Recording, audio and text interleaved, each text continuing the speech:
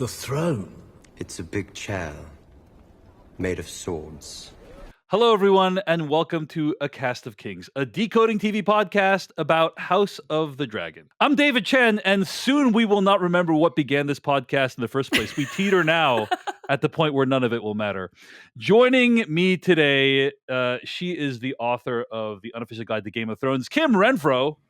Hello, I'm Kim Renfro, and I fully support any schemes that put Emma Darcy's face in such beautiful prominence for multiple minutes at a time. So thank you, House of the Dragon, this week. Joining us also, she is the creator of the Jessie Gender YouTube channel and the director of the movie that is now available on Nebula, Identities, Jessie Earl. Hey, I am fairly sure this is just an elaborate plot to poison me. So I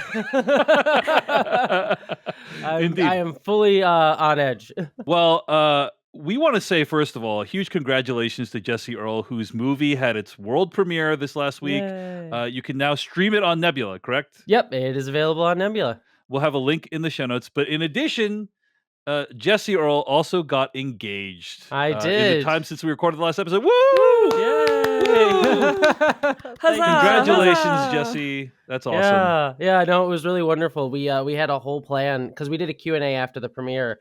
And so we had Abigail Thorne, who was one of the actors. She was leading the Q&A, so she did a whole thing where careful, Jesse, you dropped some names over here. Sorry. I'm sorry. Abigail Thorne, she's starring in House of the Dragon. House of the Dragon, yeah. But yeah, she's like, I think there's one more question. And so we had one of my friends, he was on like making sure duty that my partner didn't go to the bathroom. And apparently she almost did. She almost did during this movie. She's like, I can ask her questions later. I know enough about this movie. So yeah, I started going, and I have a Pokemon ring. That was like the ring that I engagement ring I got. It was a Pokemon ring, and I sort of asked her to come up, and I'm giving this big speech, making people cry. The video's online, so I won't go through the whole thing. But I'm still beating myself up as I wanted to say I choose you at the end, and I didn't, and I screwed it up. It was a whole thing. But then the other funny bit about the engagement was she didn't say yes at the moment. What happened was like we just started standing up and we started making out in front of everybody. That it just happened. And so Dave, who is the CEO of Nebula, who was on stage with us, he just comes up after. It's like, was that a yes? And then she goes, oh yeah, that was a fuck yes, in front of everybody. But then she made fun of me afterwards. She kept being like, you didn't wait for the yes. You just started making fun of me. But I looked at the video. She moves towards me.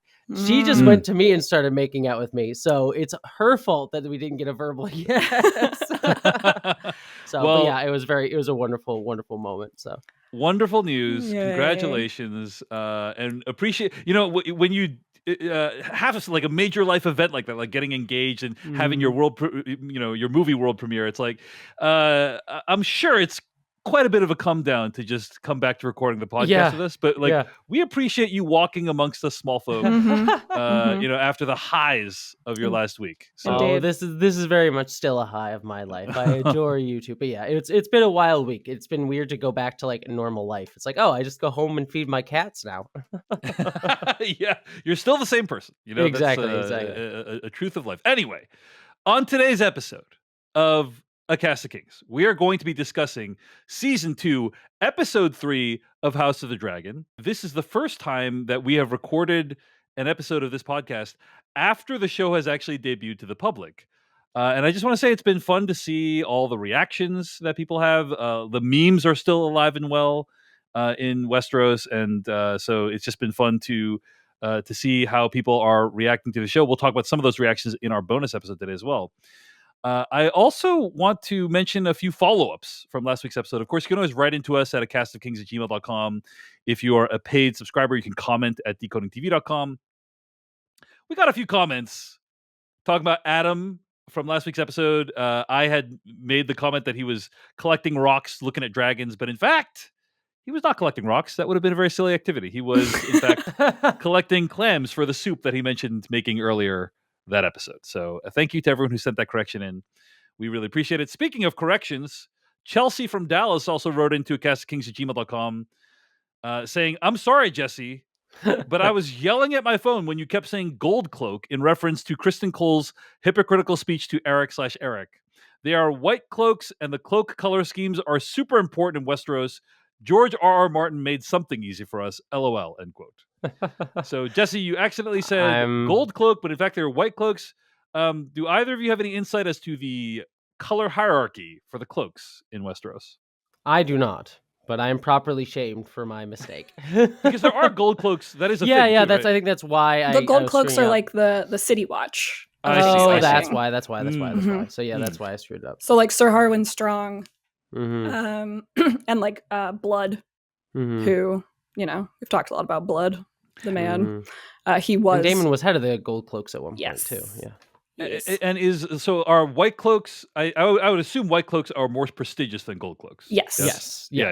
All right. Yeah. Because one, you're like guarding the royal family, and the other, you're kind of city watch. So Yeah. Mm-hmm. And I'm pretty sure, like, if you're a member of the Kingsguard, you're like automatically a knight, I believe, or like it's like only knights are ever named to the Kingsguard, or like being named to the Kingsguard is like part and parcel with being knighted. You don't have to be a knight to be a gold cloak. Like that's kind of like just being a cop, basically. Yeah. ACAB means gold cloaks. Okay. All right. All cloaks are bastards. Basically. Yeah, that's not inaccurate. Yeah. Okay. Speaking of people wearing cloaks being bastards, you know, last week Jesse went off on a pretty epic rant about Sir Criston Cole. But here's something I've realized as time has gone on: is people's media literacy, society's media literacy has declined. Don't you think? And what I mean by that is, apparently people have a lot of difficulty telling the difference between somebody who is playing a character in a show and who that person is in real life. And this is actually true in original Game of Thrones as well. Like I remember the actors who played Joffrey and Ollie got a ton of hate online. Yeah. And apparently Fabian Frankel, who plays Sir Criston Cole, also getting a lot of hate. He has started limiting his Instagram comments because people are posting mean things about him on Instagram. Yeah. And so unnecessary. That really is just sucks, not cool, right? Yeah.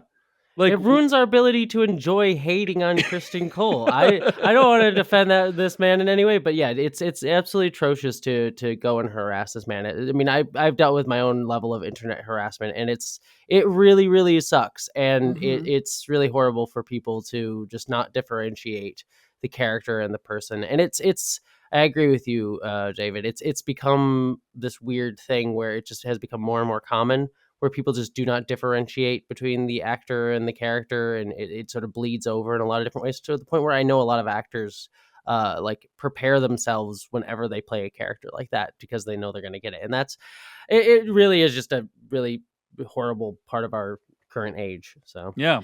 And it's like the fact, like, if anything, Fabian Frankel should be getting a lot of praise for the way that he is able to embody this character and play out these scenes in a way that invokes such a reaction from us. Yeah. Towards He's that great character, at playing a terrible not that person. Man. Yeah, right, yeah, exactly. Yeah.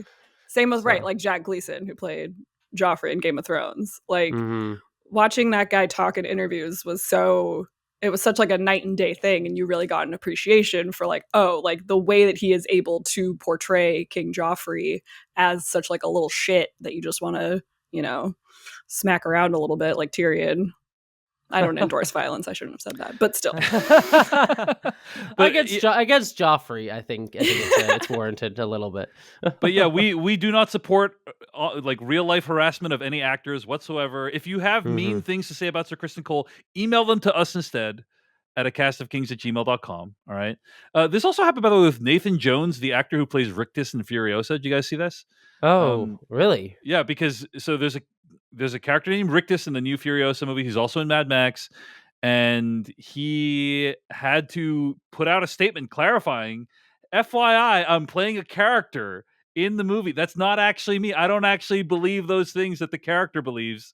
I don't actually behave like the way the character. It's like, just like, I don't know what's going on. You know, this is something I learned, I guess, in elementary school. Like that, like, you know, people play different role on screen or on stage than they are in real life, and people don't seem to have the ability to tell those things apart anymore.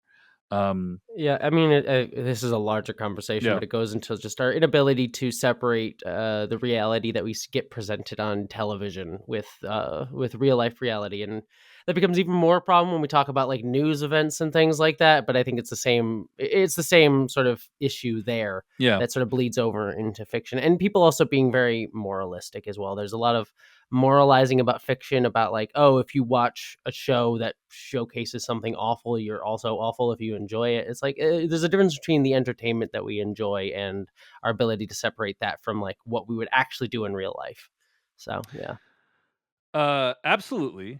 I think my Decoding TV co-host Patrick Klepek also had some thoughts about this kind of topic too, where he was saying how like online for many people has become just like a game, right? Like, yeah. and this is like a part of that game. If I can send some like mean messages and like participate in, this is how I express my Game of Thrones fandom, by sending mean messages to the guy who played. It's like it's all part of some game, but as we all know, there's real life people involved in this stuff. So be nice to the actors. You can be mean to the characters, not the actors that play them, though. So, and I will continue to be mean to Kristen Cole because I hate this guy. But yeah, the actor is fantastic. The thing I'm really curious about that some people have brought up is like, I wonder if the show is gonna make him sympathetic. Like the show has done this, like Game of Thrones has done this in the past with like Sir Jaime and a guy who is completely deplorable, but then as time goes on, hey, maybe he's not so terrible.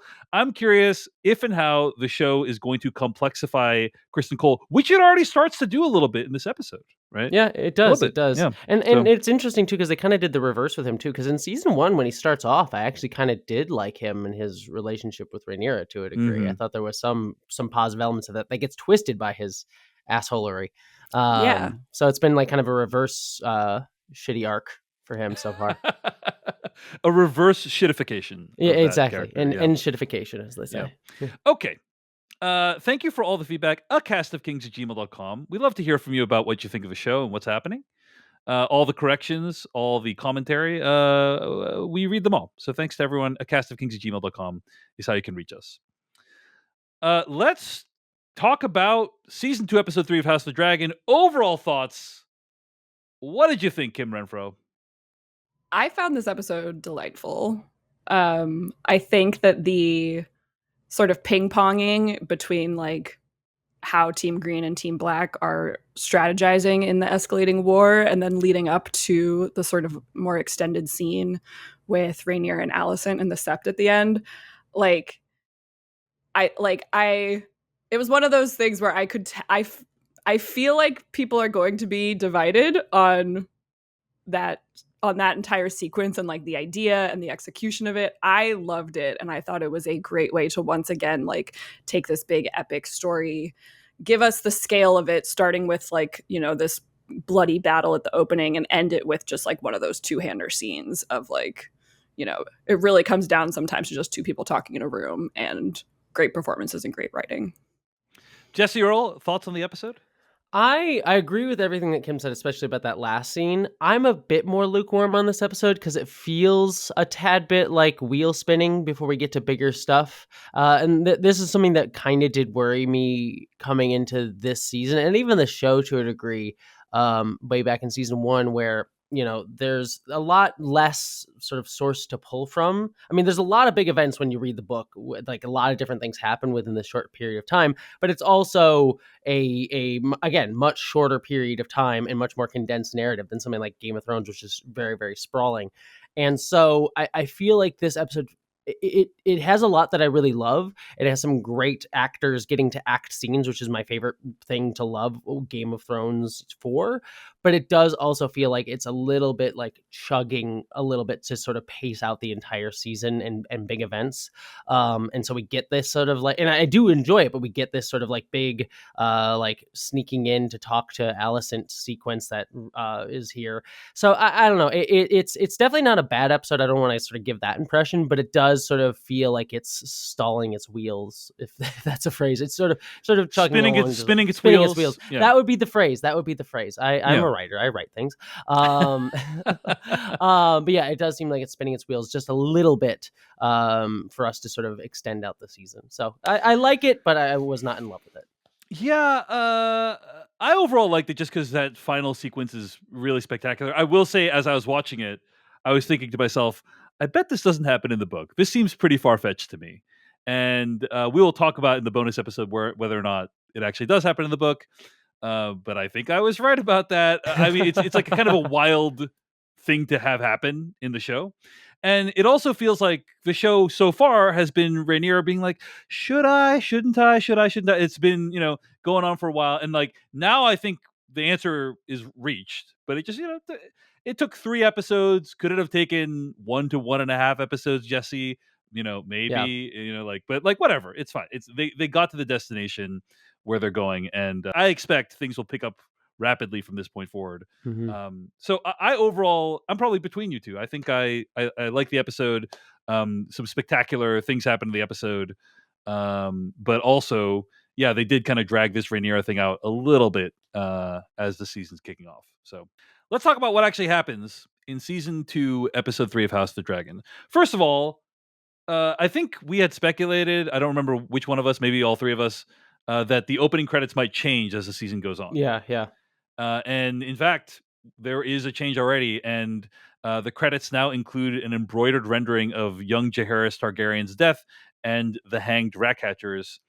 I gotta say, every time I watch this opening credit sequence, there's opening credit sequence where every single time you got to watch it, right? And this is one that every single time I watch it, and I'm always impressed. And especially the depiction of Jaehaerys with like the stitching going like right over his throat. Yeah. It's just like, it's oh, this clever. is so beautifully done.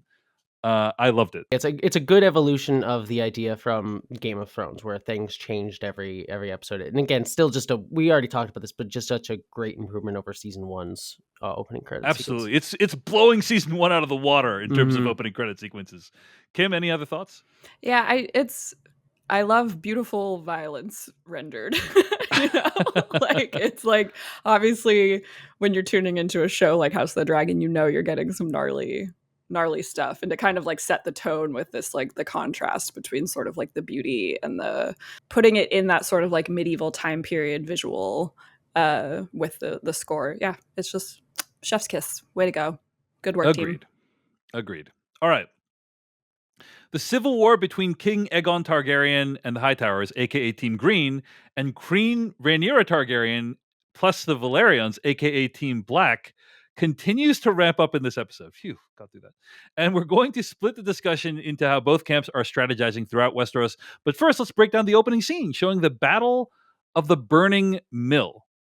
Kim Renfro, you want to tell us about what this battle is all about and what's going on here in this opening scene? Yeah, so this is an inter-house skirmish between 2 of the lesser houses, and it's pulled straight from Fire and Blood. They changed some of the details here, but like for the most part, this sort of opening scene sets you up for understanding how the Dance of the Dragons war is going to begin to wreak havoc on the people of Westeros. Basically, it's no longer just royals being killed within the family. Like now we have like battlefields full of soldiers dead. So yeah, it's called the Battle of Burning Mill. They don't say that in the show, but they do show a big mill burning in the background. So that's how we know. Helpful. And basically, it's the fight is between House Bracken and House Blackwood.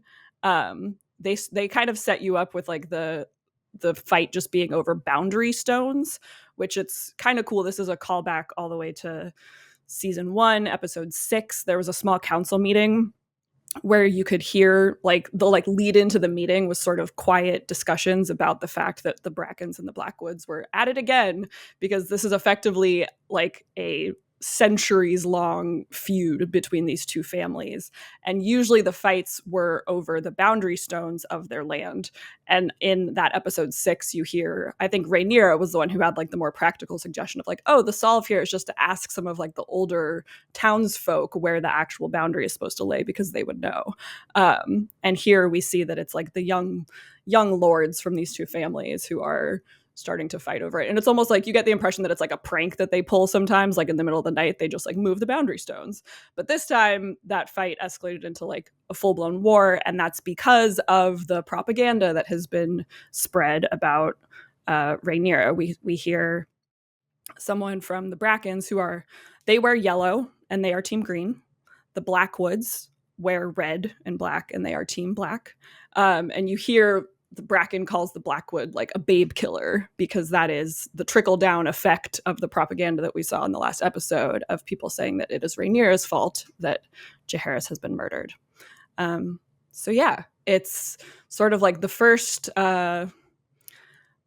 Pyrrhic victory here in this civil war, which, you know, we've talked a lot about how House of the Dragon is setting up just one big tragedy. Like, it's a lot of death for not a lot of benefit happening. And so, yeah. So both sides suffer grievous losses. Jessie, Earl, any reaction to this opening scene? No, I think Kim nailed it. It did vaguely remind me of, there was an old video game, Game of Thrones video game that came out back when Game of Thrones was on, that was made by the Telltale company, that had a very similar premise. There was two rival houses, the Foresters and Whitehills, that I really enjoyed. That was it had a very similar conceit of this like centuries old rivalry that neither really remembered. So it was an interesting sort of callback to that for me as a Game of Thrones nerd. But other than that, I think Kim nailed it. Deep cut, Jesse. Nice, very deep cut. It has my favorite. Sorry, this is a random aside. Has my favorite line in all of Game of Thrones, where you have a character who's at the wall, and someone asks him, "It's like, how did you end up at the wall?" It's like, "Oh, fucking potatoes." You fucked potatoes. No, I stole potatoes. It was just a great line. I quote that all the time. So fun video game. But yeah, it just reminded me of that game. But other than that, it was a great opening scene to like showcase that sort of like, yeah, it's a battle for not much gain. Like, people are just gonna fight, and a lot of people are gonna die, and nothing really changed as a result.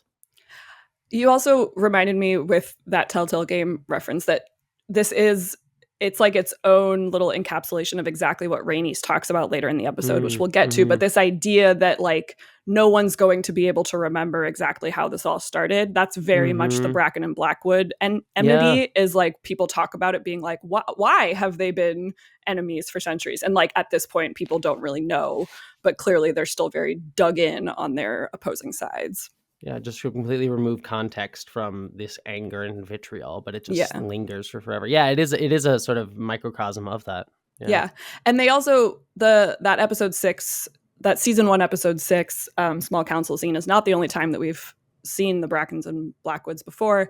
They were also, this little like inter-house rivalry was established actually in episode 4 when Rhaenyra was on her betrothal campaign, where she was basically hearing pitches from all the different men of the realm to become her husband.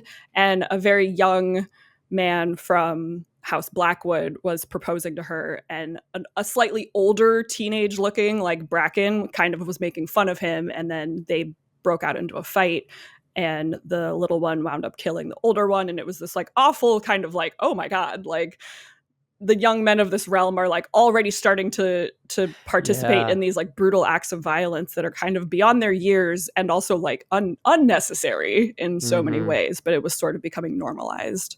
So, yeah. Well, those are some thoughts on the opening scene from the episode. All right, let's focus on Team Green and their approach to the escalating war. It's Criston Cole's first day after his promotion to Hand of the King, and he's already late for work. That guy. He sees that Aegon has assigned his drinking buddies to be the new King's Guard Knights, and the meeting only goes downhill from there. Cole and Alicent bicker about what to do next, and Aegon once again throws his support behind Cole with the idea of marching an army into the Riverlands. So, Kim, any further thoughts on this council sequence with Criston Cole?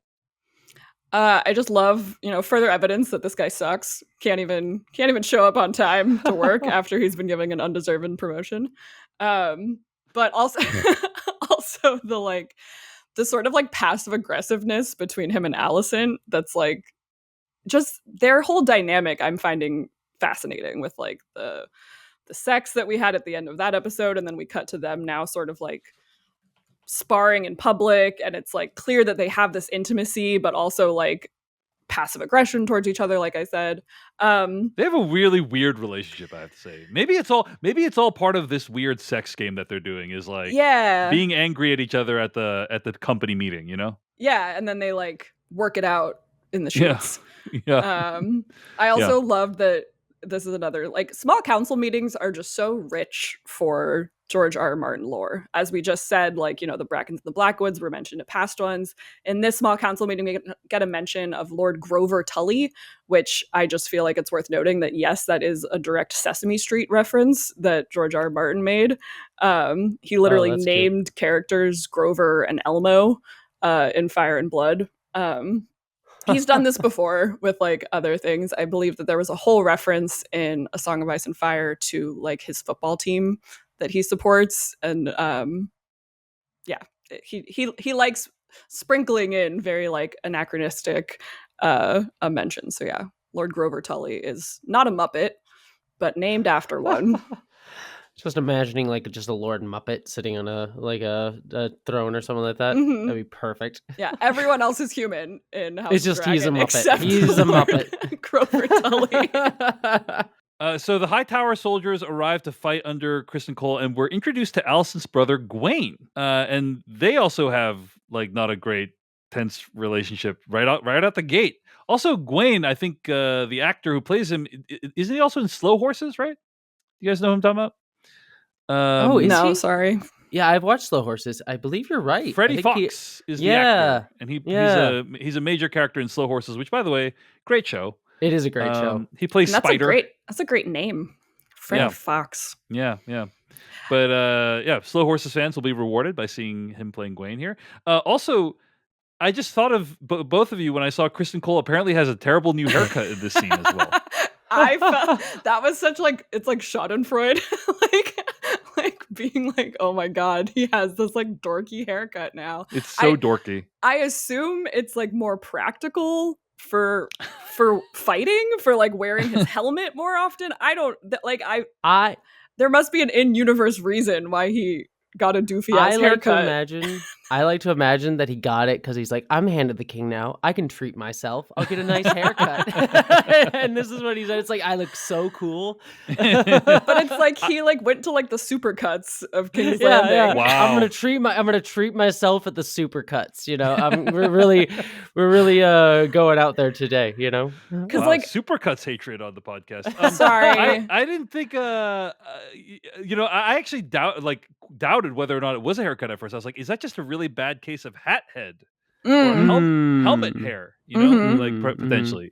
No. But and like he needs some gel. He needs to like floof it back up. I mean, look, we all hate Kristen Cole, but he has a great head of hair, or had a great head of hair. It was literally all like a whole reveal in season 1. I remember when he first took off his helmet and we get that great scene of Alicent being like, oh gods, he's Dornish, because it's like, oh, like look at this like handsome man. And the actor Fabian Frankel is a very handsome man who has a very good head of hair, and it felt very intentional that they like trimmed away some of his physical appeal as he sort of like descends into this more like aggro Hand of the King role. And in addition to his bad haircut, we also get we see that he now has like the Hand of the King chain around his armor, which is like a cool detail. I think that we only really saw that actual like hand necklace a couple times in Game of Thrones. They kind of stopped using it as the physical symbol in addition to the pin, but it's cool that it's kind of like, it's almost like attached to his Kingsguard breastplate, which is cool. Back in the Queen's private room, Helena and Alicent talk about the strangeness of grief over Jaehaerys, and Helena forgives her mother. Kind of an interesting scene, right? Like she forgives her mother, and what did you make of that, Jesse? What was your reaction to this? I actually really loved this scene. I thought it was, again, a good scene between two women and discussing like what it means to grieve, what it means to be a mother who buries a child. And then also like I love the subtext of Alicent trying to be there for her daughter in a way, knowing that she screwed up and she sort of was the one that kept Kristen Cole possibly away from being able to protect her kids. And then that coming out very explicitly. I just thought this was a really, it was just a nice scene that had a lot of subtext and actually felt like Alicent being a mother and trying to care and having that be a complicated relationship just because of Alicent's own failures as a person and her own problems. So I really adored the scene overall. We did get a question about what's going on in terms of the living quarters, right? So Jen W wrote into a castofkings@gmail.com. Have a quick question for Kim, as she is ever the expert. What is the difference between Queen Regent and Dowager Queen? In Game of Thrones, Cersei was always addressed as Queen Regent, whereas Alicent is referred to as the Dowager Queen. I've heard the term Dowager Queen as well in The Crown and Bridgerton, so maybe it's the more appropriate term. Would love to know what you all think. Thanks for your time, Jennifer W. Yeah. So, Kim, what's your reaction to this question? My understanding is that Dowager Queen specifically refers to basically the widow of the king. So it means that, like, you were once queen and now the king has died and you are Dowager Queen. You are no longer in that sort of seat of power next to a king. Whereas Queen Regent is the reason why it was used for Cersei throughout Game of Thrones was because she was effectively ruling until Joffrey came of age, was the idea. So he was king, but all of the times that Cersei was effectively running the kingdom in his stead, she was Queen Regent. And you hear that refers, like, Prince Regent is also used frequently. So now Alicent is Dowager Queen because she is no longer the queen, and Viserys has died, versus, if, let's say, Aegon had been like 8 years old or something when this happened and they crowned him, she might have continued, or she might have used the title of Queen Regent, but she's not. And this is also reflected in her living quarters, right? Like, that's why she's staying in Rhaenyra's old quarters. Is that right? Yeah. Am I getting that correct? Yeah. Yeah, Okay. she's down in the room that Rhaenyra used to live in within the Red Keep. So it's still like part of the royal apartments, for lack of a better word. But Helena's room is now like the queen's room because she is the queen, while Alicent is Dowager Queen. Well, thanks for the question, and thanks for the answer, Kim. Aegon gets fit for new battle armor made out of Valyrian steel. His Kingsguard bros hype him up with comments about how he looks like Aegon the Conqueror reborn. But then Larys comes in to talk about flying into battle. And his strategy is to get Aegon alone and tell him that one of the rumors on the street is he was outwitted by his small consul and convinced to leave King's Landing so that Alicent and Aemond could rule the kingdom in his absence. Aegon can basically be played like a fiddle. It seems like, Larys. You only need to have slightly more intelligence than average, and you can kind of get Aegon to do whatever you want. Jesse, what was your reaction to the scene? I love this. I enjoy a manipulative asshole, and Larys is definitely well, then that. You're gonna love me, Jesse. No. Oh wow! Telling on yourself, dang. No, I really did like this. I liked Larys playing on Aegon's just his masculinity, and wanting to appear strong and be in charge, because that's what's motivating Aegon to go out and lead the fight too. He just wants to appear like a dude and a man, and it's like, I get to lead the fight and kill a bunch of people. And so sort of playing that against him and playing like, oh, you look weak, is just the way to manipulate him. And Larys just plays him really well. And I also really love at the end that basically there's sort of a little hint towards Larys gaining more power throughout this. And I don't know. I love just good scenes of manipulative little shits being manipulative little shits. So yeah, Larys, I'm enjoying this, especially since we lost a little bit of the they haven't focused on his weird foot fetish stuff, which was one aspect of him I didn't love from season 1. I thought that was a little unnecessary, just adding sort of like, oh, creepy weird sex stuff.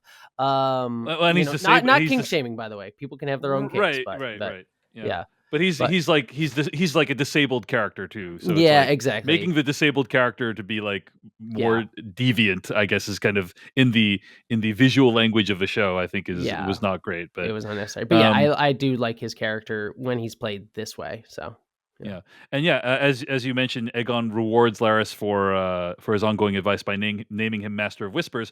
What I like about this scene is just like seeing like the yes men at work, like seeing kind of what their whole vibe is. Like they're just gonna say yes no matter what happens. There's an extremely similar dynamic going on right now, by the way, with the show called The Boys that's airing on Prime Video right now, where like there's a character who's CEO of this company named Homelander. He's also a superhero, and like he's surrounded by all these yes men who just tell him what he wants to hear, and ultimately, it's like kind of a prison of your own creation because people are scared of you. That's why they just tell you what you want to hear.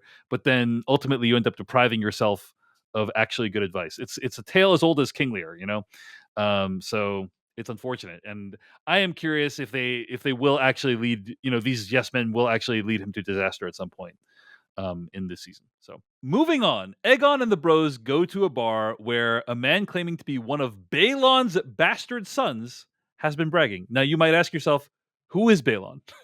Balon is the father of Viserys, the king who died last season, and therefore Rhaenyra's grandfather. So lots going on here. Kim Renfro, break it down for us. Yeah, so this guy, his name is Ulf, ULF. Great name. Love it. So this is a new dude. New dude. We did see him last episode. He was the guy that the camera kind of followed walking up to the walls of the Red Keep where all the rat catchers had been hanged. And he was sort of like, what's going on over here? And like, I don't know if that stuck out to anyone when you were watching it at the time, but like, they kind of like lingered on this guy for a little while. And so now he has been properly introduced in this episode. And yes, as we said, he claims to be a bastard son of Balon, so that makes him Rhaenyra's uncle. And he refers to himself as a dragon seed, which is a nickname used throughout the realm for any Targaryen bastard. This is something that's explained in depth in Fire and Blood by George R. Martin, where he says that basically especially the higher lords of House Targaryen were known to seek their pleasures, quote unquote, among their subjects and basically have bastard children. And usually you could distinguish them if they were born with the typical silverish white hair. His hair is more like a gray, it's not like stark white. But yeah, it's just kind of interesting. I feel like most of the times in the shows that we see bastards, they're usually like little kids or like teenagers. This is, I think, it's kind of cool to see like, oh, right, like the bastards of Targaryens will also age. And they'll eventually become old men. They will. Yeah. So anything else about this scene worth mentioning? This scene in the bar before they go to the brothel? Yeah. People might have clocked the reappearance of Diana, who is the young servant who Aegon sexually assaulted in season 1. And it's kind of a stark reminder of, I feel like we've been talking about how Aegon has been written and is so much more like almost, dare I say, likable. I wouldn't go that far. Yeah, more understandable. Yeah, sure. More sympathetic, but that's a better word. Yeah. I don't like him, but I enjoy watching him do things more in this season. Whereas in season 1, especially the very first time that we were introduced to this older version of Aegon, played by Tom Glencarney, was a scene where Alicent had been called to deal with the fact that he had assaulted a serving girl. She was crying, terrified. Alicent basically paid her off, made her drink some moon tea, and we never saw her again, never knew what happened to her. So now we learn that she basically got shunted all the way down to working at a pub in King's Landing. And I find that even more tragic because now, as we see, she's basically assaulted on a nightly basis by men who are ordering drinks from her or collecting things from her. And like, it just seems kind of normal to like grab at the women around, and you can kind of see that she is still spooked by that. And Aegon is right there and obviously doesn't even, I don't know that he's like looking into the eyes of every serving girl in this bar, but like it's like, yeah, just the layers of awfulness that like, not only does she have to be around her assailant again, but like he probably wouldn't even recognize her if he saw her because presumably he has done this many times to many women. So yeah. And putting her in the same scene to her meet this new bastard as well sort of implies like the connection between, this sexual assault of her and how these bastards get created too, because of the very clear power dynamic involved in all of it. So yeah, it's a smart juxtaposition too for the show in a very subtle way. Yeah, I didn't even recognize that woman, so thanks for that. It was already an upsetting scene to begin with, and now with that added layer, it's even more upsetting. So thanks, Kim. Appreciate that. Appreciate that knowledge. Happy to oblige. Yeah. Always bringing down the vibes here. On Cast of Kings. So Aegon and his bros find Aemond in the brothel and tease him about still sleeping with a same sex worker from his teenage years. really made Aemond out to be a little bit sympathetic here. He doesn't like. You can tell he doesn't like being curled up and naked in a fetal position in front of the bros. In front of the guys, right? Like, he's got to project strength and masculinity, and being kind of curled up naked doesn't really do that. So kind of sad. Yeah, it's like men should be able to be vulnerable in private and not have it turned into like this sort of like shamey scene. Also, you say that, but when I tell my friends like I want you to look at me while I'm curled up in a fetal position naked, they don't react well. They don't support you in your endeavors. They don't support it. I know, it's a bummer. So I feel for Aemond here. The way he treats Aemond treats the woman too. He's Yeah. just like, she's nothing as well. Yeah. She gets tossed off, and again, it goes back to what was it, last episode, where she literally told him like, think about how you treat the small folk, and he literally just casts her off when he's confronted by it. Does not defend her in any way, and so it just shows how it all sort of sticks together, this masculinity tying in with the treatment of women, treatment of class. So I think it's a great reminder too of the dynamic between Aegon and Aemond that was established in season 1 when they were younger, because obviously Aemond and the death of Luke has like highlighted the way that those siblings were kind of at each other's throats.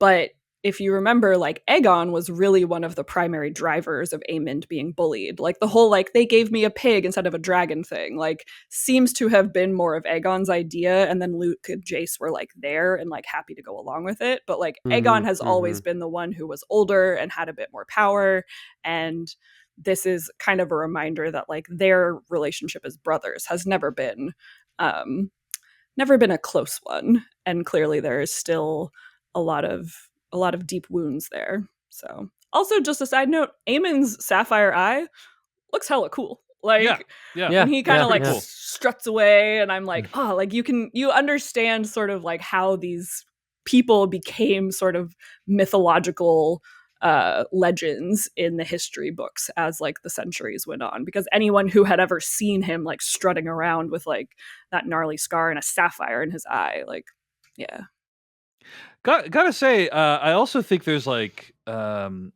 decent amount of male full frontal in this episode, right? Which is like relatively rare in general. I think I saw like fellatio occurring on screen. If I remember correctly, which is just like, that's just, I don't usually see that.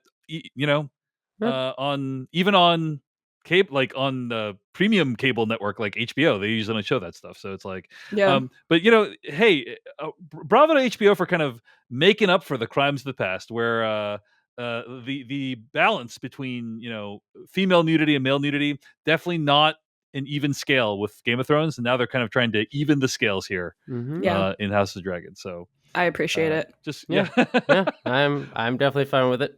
Yeah, worth noting. I also I wanted to mention real fast that I loved the scene before this that sort of led into the reason why they're at the brothel, which is the Kingsguard bros, as we are going to call them, being like, oh yeah, like let's all, we got the squire, we got to go like get him bedded, and Aegon being like, aren't you guys supposed to like not have sex anymore? And they're all like,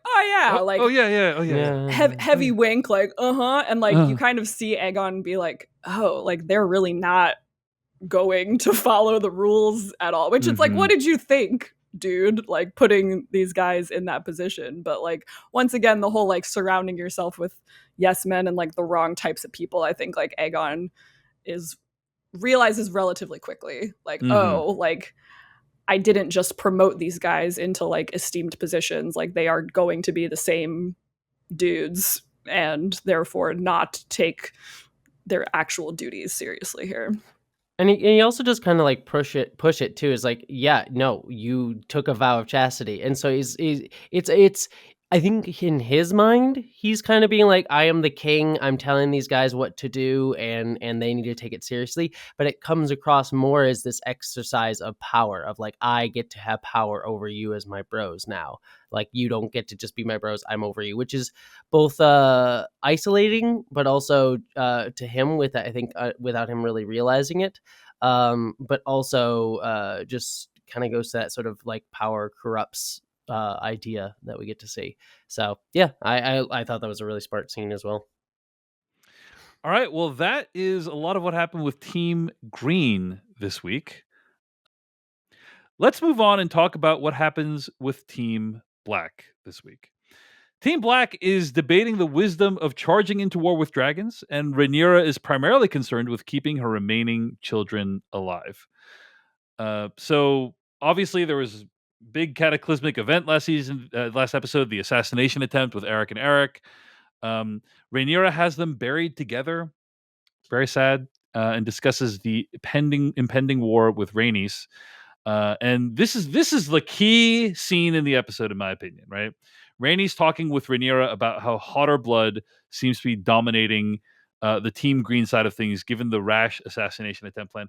What I love about this episode, and something that I think House of the Dragon is really strong at in general, is like many episodes have like a thesis, right? Like many episodes have like, we're going to make this point. And I think the point that is being made by this episode is sometimes the path to war becomes inexorable in a way that the people who instigated it cannot foresee. Like sometimes you start down this path, and even though you're like, oh, hey, actually, let's pull it back a little bit. Let's stop.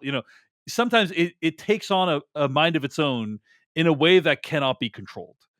And Rhaenys kind of lays it out in this scene really clearly. But that is essentially many scenes from this episode, not just this one, reinforce that notion, right? Is that like once it's started, you can't necessarily hold it back anymore. And I thought that was a very compelling idea that was done very powerfully, both in this scene and, of course, in the concluding scene of the episode. So Rhaenyra speaks with Mysaria about how she saved her life, and Mysaria says she'd prefer her reward was a place at the Queen's court. I think we're assuming this would be as Master of Whispers, right? Because she seems to be somebody who's very knowledgeable about stuff. This is something that Jessie had predicted, how this would play out in the bonus episode. But Kim, any other thoughts on this relationship with Mysaria this season? I think that it's great how in this episode we have basically the establishing of both teams' Master of Whispers, and the way that they happen is so different. Like the fact that Mysaria being named Master of Whispers is entirely based on like a mutual respect and like loyalty, and Mysaria goes so far as to say like, my priority is the small folk, and having spent time around both camps of this war, like I firmly believe that you, Rhaenyra, are going to be the more like merciful, or like going to basically try and do the right thing the most for the realm, versus Aegon being effectively tricked into it by Larys, who's just kind of ladder climbing his way through the situation. I also just love the line, "I hope you do not confuse mercy with pliancy." Like Rhaenyra establishing that just because she can behave mercifully and just because she can have these types of direct conversations with people like Mysaria doesn't mean that she is weak or able to be manipulated in the same way that we know Aegon can be. So just once again, really bolstering up Queen Rhaenyra here as being like Team Black all the way. Yeah, truly. Well, agree to disagree as usual. No, but you're right. You're right. In one scene, it's about two people respecting each other. In the other, it's about someone tricking the other. You're cherry picking, Kim. Okay, you're cherry picking. What's going to be the best? What's going to make them look the best? So I would love for you to tell us like one thing that Team Green did in this episode that made you be like, oh yeah. They're my guys. I mean, especially the end of the episode is like pretty unforgivable, like what Team Green does at the end of the episode. But we'll get to it. We'll get to it momentarily. Rhaenyra asks Rhaena, her daughter, to take Joffrey. Her stepdaughter. Her stepdaughter. Okay, Rhaena to take Joffrey. Who's Joffrey again, Kim? Joffrey is one of her younger boys. Okay, so she asks her stepdaughter to take one of her biological sons. Yes. To House Arryn, where he will grow up as a ward. And so the idea is that this will help cement the alliance with House Arryn a little bit, right? And step 2 of the plan is for Rhaena to go to Pentos along with little Aegon and Viserys so they can be safe for the time being. Of course, that's an Aegon that is a different Aegon than the king, Aegon. Aegon the Younger, they call him in Fire Yes. and Blood. Who is Rhaenyra's child as well, right? With Daemon.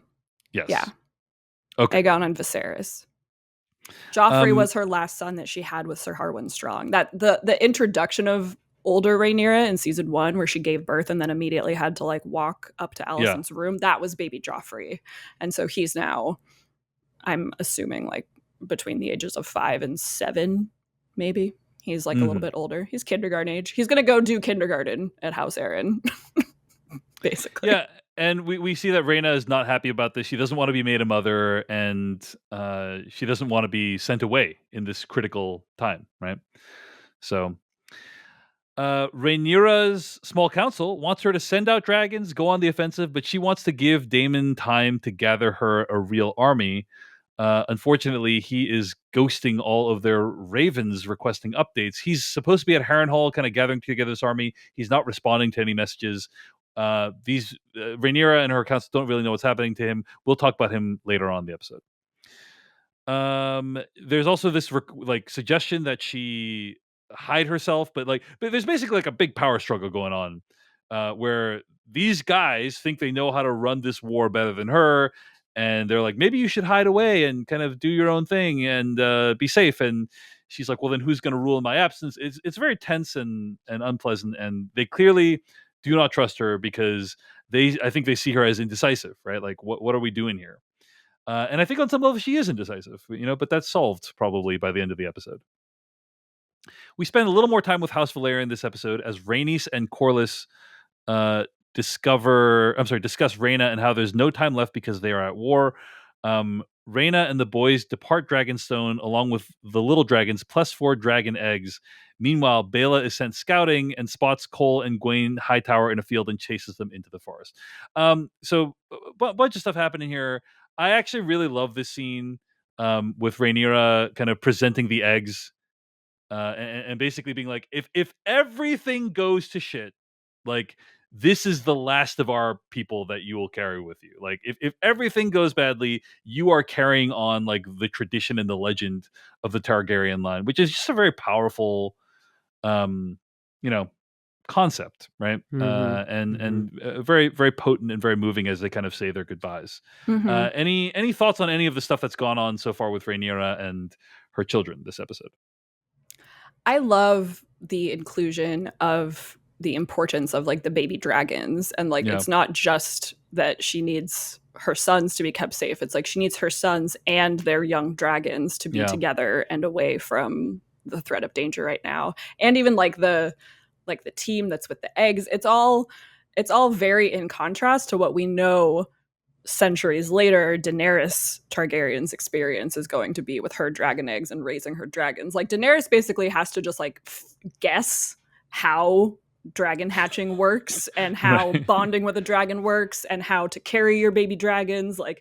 She has all these ad hoc mechanisms for carrying around the babies, and even when she rides her dragons eventually, she does it without a saddle. All of the pomp and circumstance that is very present and shown here with the treatment of the dragons and how precious they are and their eggs, I just think is a great addition to the lore of House Targaryen, and understanding sort of how this is the era of dragons at its peak, and we're only going to see everything kind of decline from here, which is just tragic, as we say. The whole one word to sum up House of the Dragons is tragic. Indeed. But cool. Tragic but cool is, if we got 3 words, that would be the full descriptor. I like how you were saying, oh, Daenerys just had to kind of intuit how to take care of the dragons. The plan was just walk into the fire with the eggs, basically, and then the dragons will come out. This is the season 1 finale of Game of Thrones, right? But yeah, it is interesting that there's this whole, in House of Dragon, you see a whole culture and society built around dragons, and everyone knows about them, and they're just around, and people know how to react to them. And then, when Game of Thrones happened, nothing. Yeah. So I also really like, speaking of the discussion of we don't want to use the dragons, Rhaenyra just being very cautious about doing so, because it's like once you use them, then we are using dragons, and that will get a lot of people killed. So it kind of goes back to that idea at the beginning of the episode of just like needless death that it doesn't really advance much. It's just like we start doing it, they're going to start doing it, and it's going to be a lot more death for really how much gain are we going to get. So it's kind of that stalemate there.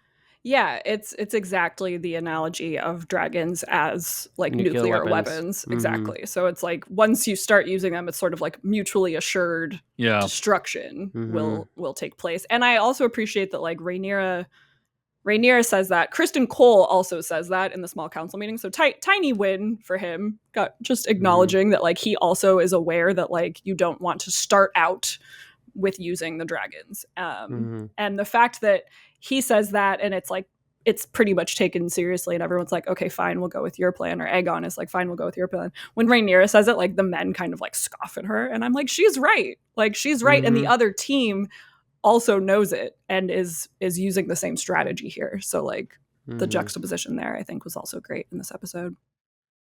I mean, I don't know about you folks, but my big reaction to the scene where Bela sees Kristen Cole and Gwaine Hightower is, why didn't she just light those mofos up right away, right? Like, and I my sense is because she was not quote unquote authorized to do so, right? Was that your interpretation? Like, if her mom knew that she was going around just torching people from the other side, like it would not go well, right? Is that kind of what you thought too?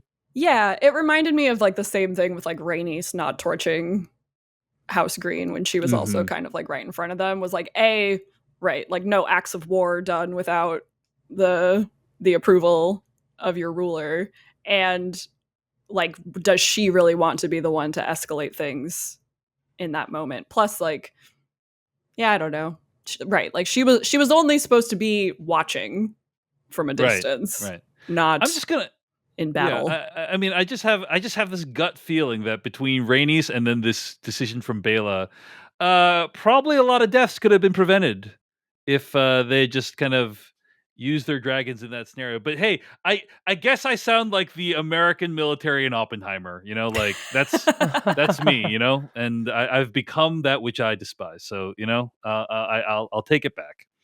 But anyway, back in Dragonstone, Rhaenyra sits with her kids' toys and cries. When she goes to put them away, she finds one of the letters that Alicent sent after Luke's death.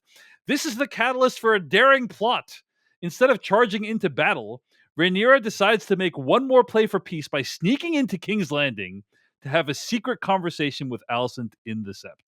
So she disguises herself as a Septa and goes unnoticed, infiltrating King's Landing and finding Alicent at the one place where she will not be monitored, which is at the, what is that building called? The Sept. The Sept, right? Mm-hmm. This religious structure where they church, say basically they church say for the prayers. faith of the seven. Yeah. A place that why am I blanking on it? Cersei blows up later. Blows up. It is the same Sept, right? The Sept of Baelor. It's the same Sept that she blows up later on in season 7 of Game of Thrones, right?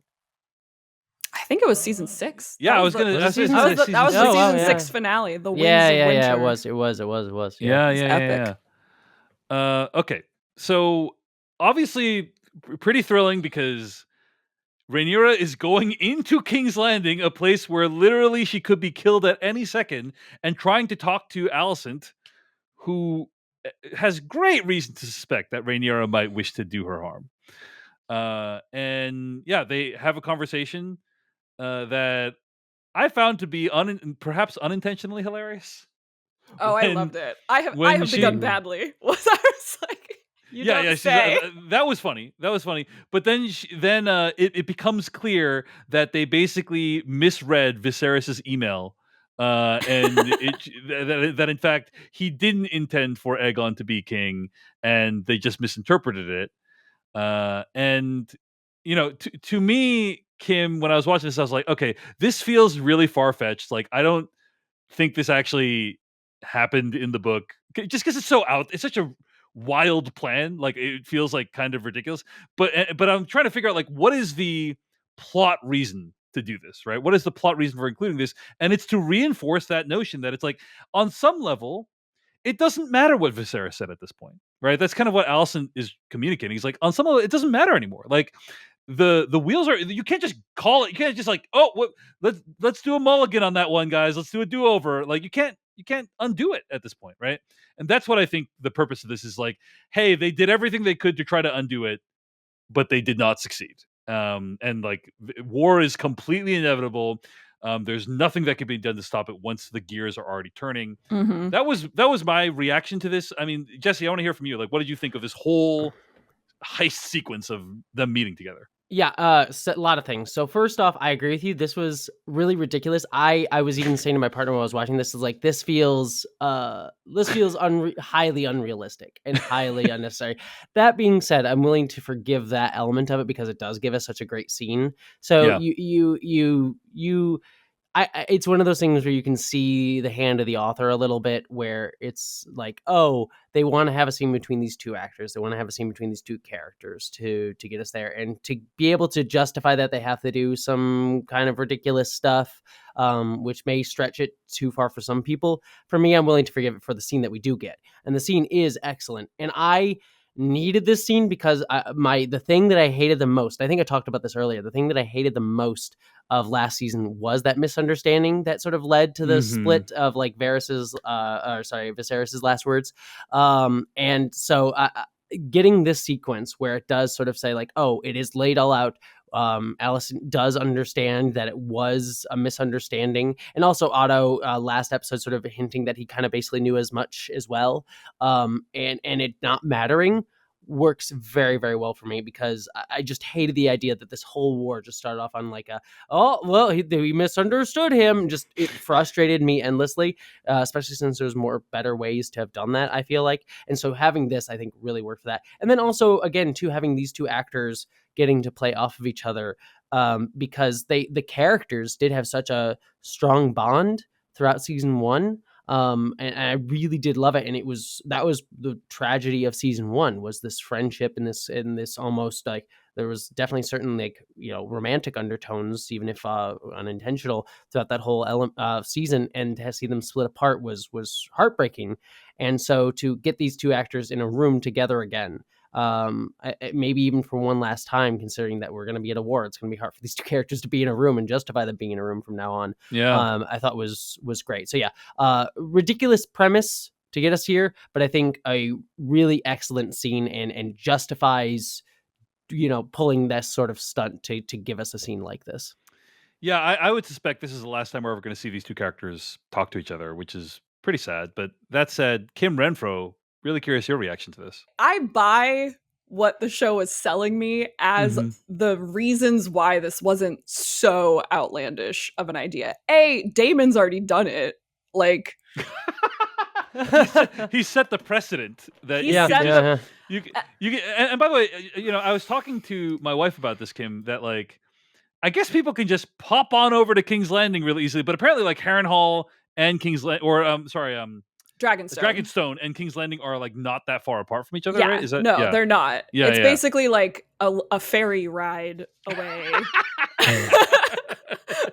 Like it's like Long Island to like, Main State New York type of closeness. Really? Like that level? Oh yeah, they're very good. Wow. Yeah, it's like it's basically across a large bay, sort of, and Dragonstone is more like an island. Okay, so that part is not unbelievable then. The distance is not unbelievable. Right. And again, Daemon already did it, which is like Mysaria is like, well, I know that Daemon used a fishing boat to like get in there, because fishing boats are still kind of like traversing those waters and it's not suspicious.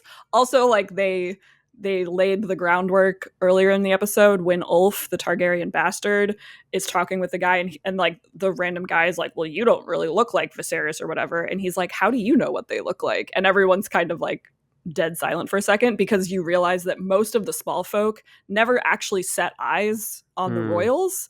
So not that many people would recognize Rhaenyra by face, especially if she's not calling attention to herself as a royal. And especially I think with a septa, disguise is effective because people kind of like glaze over and they all just sort of look the same with like only their faces exposed. We obviously, like, Emma Darcy is such a talented actor, and I think that their face and their facial expressions are incredible. And seeing their face just really highlighted through that costume, I thought was incredible. Like I was like smiling for most of that entire scene because I was like, yes, this is a little bit silly, but I thought it was so good. Like I enjoyed it all very much. And I just bought what the show was selling me in terms of the in-world reasoning why this heist is, yes, risky, but like not totally out of the norm, I guess, for what we've already seen in terms of silly plots. Like the Eric thing was also very silly, but it happened. Right. Here's what my take home is from the first 3 episodes of House of the Dragon is the security around these royals is very porous, shall we say. Yes. And also, you're right that this there's no allusion to this ever happening in Fire and Blood. And I think once again, this is the writers of House of the Dragon, Ryan Condal, and I'm sure Sarah Hess as well, and the writer of this episode, taking advantage of the fact that Fire and Blood is not a 100% from the point of view of these people's account of what happened. So of course this secret meeting would never have made it into the history books because no one besides Alicent and Rhaenyra and presumably the one Kingsguard who's with Rhaenyra and Massaria, I guess. So that's 4 people would know that this ever took place. That one guy who's dressed the part and has a little book that he's reading and has a little dagger with him as well, right? Yeah, like that's that one of her Kingsguard, and he's like pretending to be a Septon. Right. And he's not going to write about that in his history books. So, no. It's really interesting because on the one hand, I think this scene really lands the message of the episode, right? Which is like, war has begun, you can't stop it. I love that idea, and I love how it's brought to life in this scene. It alleviates an audience issue, right? Which is people watching the show and thinking to themselves, man, couldn't you two just clear this up? Like if you just had a Raven, email exchange, couldn't you just like clear this up? And the answer is like definitively no. And so it does like solve that tension, whatever it may be. Yeah. And I think it adds to Alicent's character for me of like, yes. I really appreciated seeing her trying to defend what she has done, even like still with that belief that Viserys did change his mind. Like you really see that she did truly believe that that's what he was communicating to her. Right. And, her like swearing on her mother in the Sept of all places. Yeah. Like you also see Rhaenyra take that seriously. Like, again, their history together from when they were young, they used to go to the Sept together and pray, like thinking of both of their mothers. They both lost their mothers very like young in life. There's a lot of significance to the fact that this conversation is taking place in that specific sort of like religious setting, especially for Alicent. And seeing her have to pivot between defending the fact like, oh, I wouldn't lie to you about this. Like I might have done all of these other terrible things. Our relationship might be broken in all these other ways, but I'm not making this up. And Rhaenyra really like believes her. And then I appreciate and I found it realistic that Rhaenyra's next question then is like, okay, well then just tell me what he said. Like I just want for my closure to understand why he changed his mind. Like I will accept that. I just now want to know. And then that leading to the reveal of Alicent being like, yeah, he was talking about, the prince that was promised or something. And Rhaenyra being like, what did you say? Yeah, that was a great reaction shot when she realizes what is occurring. Yeah. She's like, wait, what did you say? Did he say those exact words? That's a wonderful moment in the episode when she realizes what's actually going on. It's great. And I think does exactly as you were saying, does a lot of work for the audience to now feel like we understand why both of these characters are going to proceed as they will proceed from this point forward of like that they did hash it out to the extent that they could. And Rhaenyra now is much more emboldened to like go forth being like, no, he really did name me as heir. And like, not only that, but his dying words were once again mentioning this prophecy that he only told me about in full because I am his named heir, versus Alicent now understanding that she can't unring the bell that she rung. She now will have the added guilt of knowing that she misinterpreted Viserys's dying words, and the result She couldn't is have known. She didn't know about the Song of Ice and Fire, though. No, So but also, she like, couldn't have known. I always thought that, like, the half whispering, like, I don't know, like, it's not like Viserys was, like, super lucid and saying, like, Aegon needs to be king. Like, it was pretty loose muttering. And then he died immediately. And instead of, like, keeping that to herself and being like, well, that was, like, a confusing last conversation I had with my incredibly decrepit husband, she, like, took it upon herself to tell the small council that, like, you're I'm just gonna say that is a very one-sided representation of what actually happened last season. Fair. As Otto points out, like, hey, Rhaenyra, if Rhaenyra fears her claim to the throne is in jeopardy, like, Alicent's children are gonna have a legitimate claim potentially, and so, like, that was going through her mind.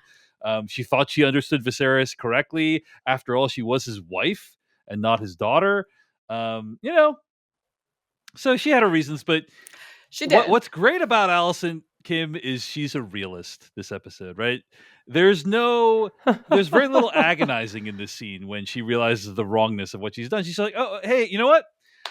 What's done is done, and it's not like we can just do take backsies on this one. Like, we can't just.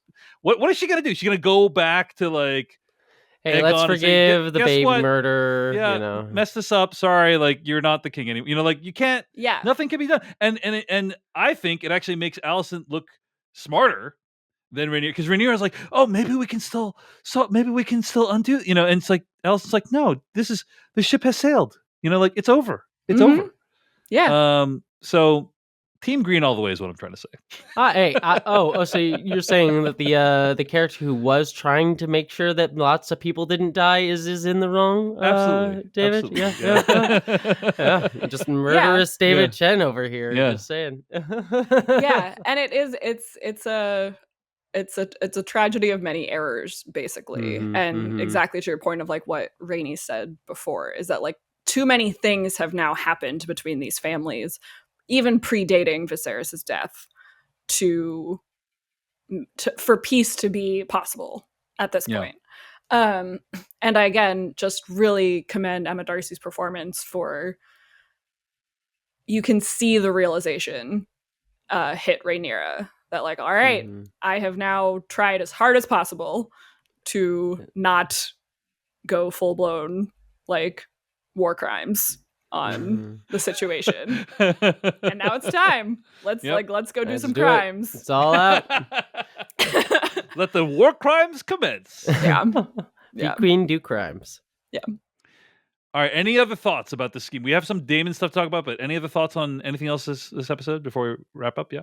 The last thing I would maybe want to add, because, like, yeah, Jesse, you alluded to it. I'm firmly in the camp that the romantic undertones of Rhaenyra and Alicent's relationship in season 1 were intentional. Yeah, like, I mean, I'm of that mindset too. Some people would disagree, but I very much think that was a intentional. Yeah, aspect. Like, the dynamic between them goes beyond, like, two women who used to be friends as girls, and I think it's much more like two women who had a very deep affection for one another and, like, were kind of each other's ports in the storm among the men of their sort of, like, royal upbringings, and were forced apart in really sad ways that, like, left kind of like a hole in their lives that we now see as adults, like, that they both kind of feel a sadness for, just, like, that sort of, like, what could have been vibe of, like, if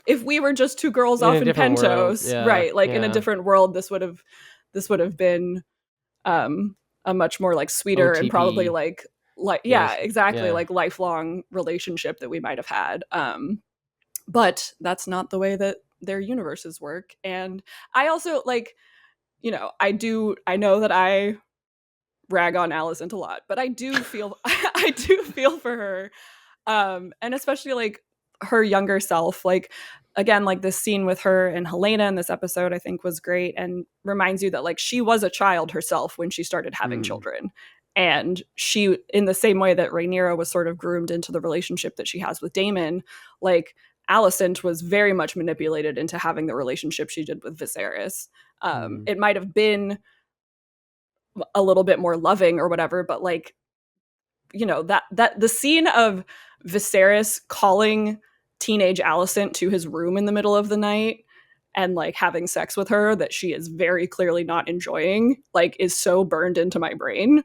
And like Alicent sort of always feeling like she was the one sacrificing her own happiness and well-being to do what she was supposed to do as a lady, versus Rhaenyra kind of being a little bit more of like a wild child and breaking the rules and customs a little bit and seeming to like have quote unquote like more fun in like these like loose ways. Again, the depth of all of that coming to fruition in a scene like this that takes place in the Sept, again, like this place that she is apparently still the only place that she can find solace by herself, I think was just a great writing choice. And Olivia Cook does a fantastic job of sort of bringing all those layers to Alicent. All right. Last but not least, let's talk about what Daemon has been up to in Harrenhal. He arrives to the seemingly deserted, desolate castle and finally stumbles upon a rather bleak-looking dinner scene. And Simon Strong immediately bends the knee. Later, he has a haunted evening as he storms about the castle seeing visions.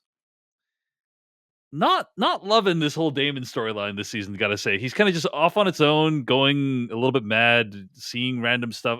You guys know, I think, what my policy is on people in shows having dreams and stuff. Like, I don't like it. I'm just like, the thing I'm already watching is fictional. Just tell me this thing you want to tell me.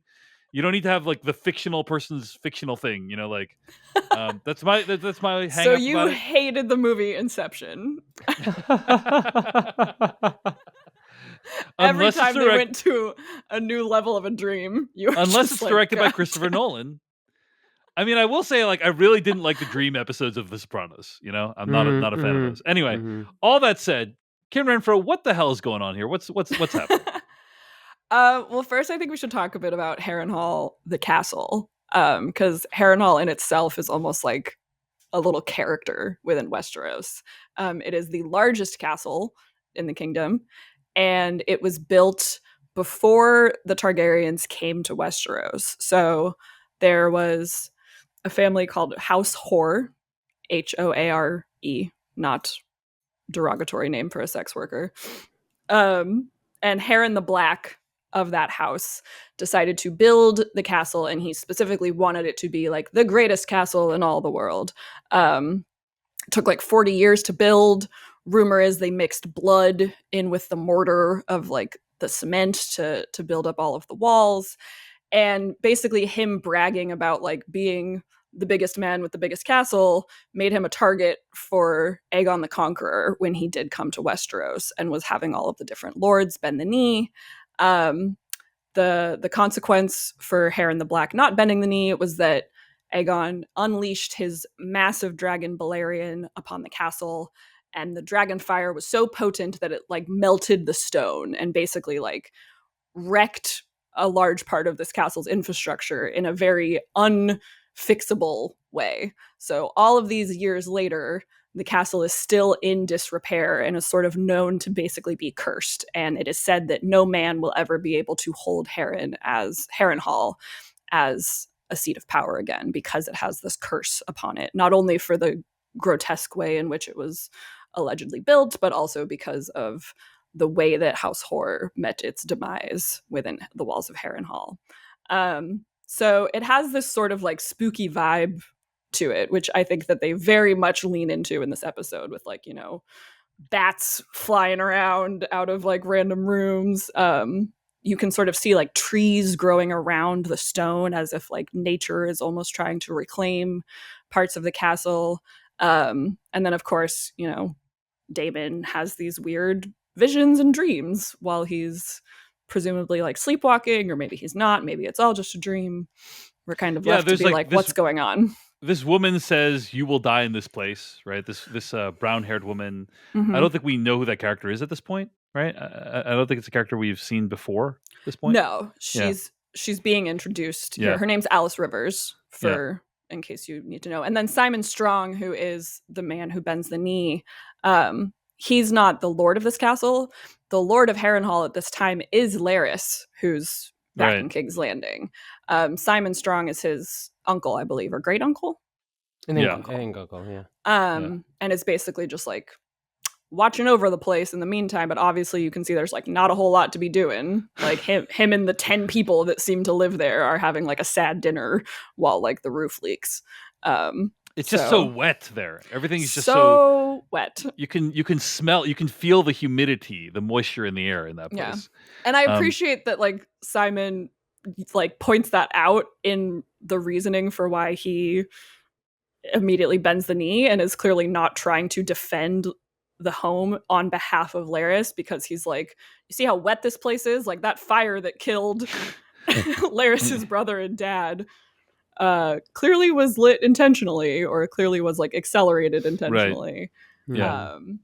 I appreciated like the humor that was within this scene. I think that the show's sometimes feels like it's lacking a little bit of that wit and the back and forth that we got throughout Game of Thrones, especially with like Tyrion's character.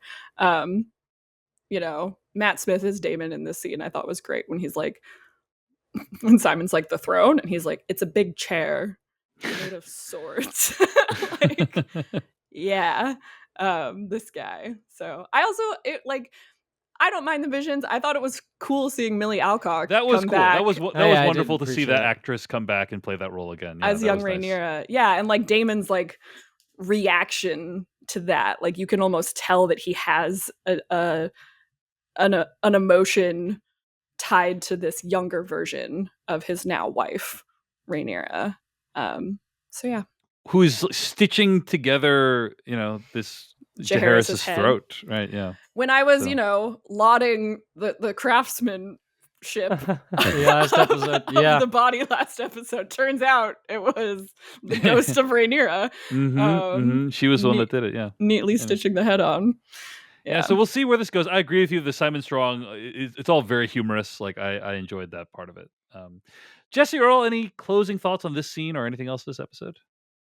No, the only other aspect we didn't really touch upon was the "My Prince, Your Grace" stuff that happened in here, where Strong kept referring to Daemon accidentally as "My Prince" instead of "Your Grace," and him constantly getting corrected. It just goes to the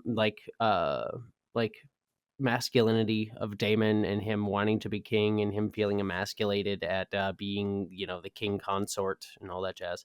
So I thought that was like a fun little detail in the scene that sort of plays into Daemon's headspace a little bit. But other than that, I agree with everything both of you said. So, all right. Well, really interesting episode. I love the main idea of the episode, and I think it's made wonderfully. We have a little bit more to discuss. We'll do it in the bonus episode available for paid members at decodingtv.com. But otherwise, stay tuned next week. We'll have a conversation about episode 4 of House of the Dragon. That one's going to be a consequential one. So stay tuned for that.